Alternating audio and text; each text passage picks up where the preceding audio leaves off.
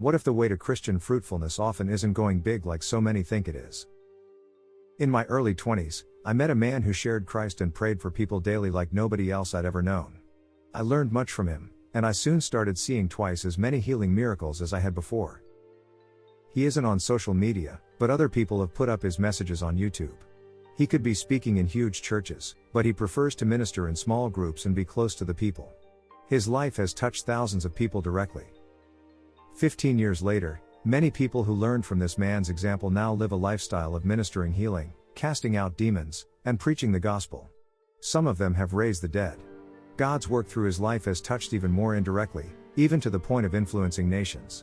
I now live in Brazil, and the influence of this man, who was local to me in the United States, has now helped to shape Christianity in Brazil. He is only one example, but I could name many individuals whose lives have probably had a greater impact than many large churches with huge budgets. Many are not even in full-time ministry. Many Christians are addicted to big events and programs that require an enormous investment in finances and time commitment. Many Christians work together and spend thousands of dollars to put together an event for 5,000 people. Meanwhile, a single Christian who sometimes isn't even in full-time ministry has prayed for only a few people every day on average and seen 5,000 people healed, delivered of demons, or give their life to Jesus in the last 10 years. 5 to 10 people learned from his example, and each of them has also seen hundreds or thousands of people encounter God in power. But many people who attended the big, expensive event have experienced little change in their lives since then. I have a friend whose organization, with a small budget, ran the only home for vulnerable women in a Central Asian country. He met a man at the airport who worked for a large international aid organization with millions in funding.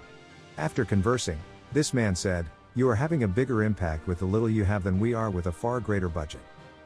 Jesus had 12 disciples who traveled with him, as well as some women who went along and supplied for their needs. They turned the world upside down. Big doesn't necessarily mean effective.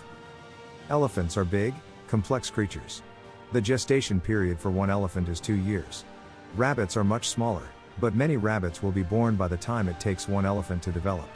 The church sometimes thinks that what it will take to change the world is big, expensive, and demanding. However, big, expensive, and demanding religion may consume so much of people's time, money, and energy that they have no money left to help the poor and no time or energy to share the gospel, heal the sick, and cast out demons. Small and simple can easily multiply and become much greater than big and complicated. Jesus was so busy healing the sick and casting out demons that he sometimes didn't even have time to eat. Do you think he had time and energy for big, demanding, expensive religion? I personally have seen several thousand healing miracles, many delivered from demons, and some giving their lives to Jesus within just the last few years. I have seen far more miracles, healing, and deliverance in my daily life than in the programs of any local church. Several young Christians who've walked with me have seen miracles for the first time when they prayed, including healing of blindness, cancer, tumors, chronic pain, HIV, and more. During this time, I've often worked 6 days a week. We've also fed many people. I don't have time, energy, or money for big, expensive, demanding religion. I became exhausted with it years ago. Other young men have told me, "I need to learn from you. I want to walk with you." But when I invited them to join us on a mission, they didn't have time. They said, "I'm in a church service." Did most of Jesus' discipleship in the gospel occur during religious meetings with monologues or on the road as they went and ministered together? What if the big programs, budgets, and plans that many think are essential for God's kingdom to advance are actually promoting spectator Christianity and hindering the church from following Jesus? Subscribe for powerful truths and supernatural testimonies to help you take hold of your full inheritance in Christ.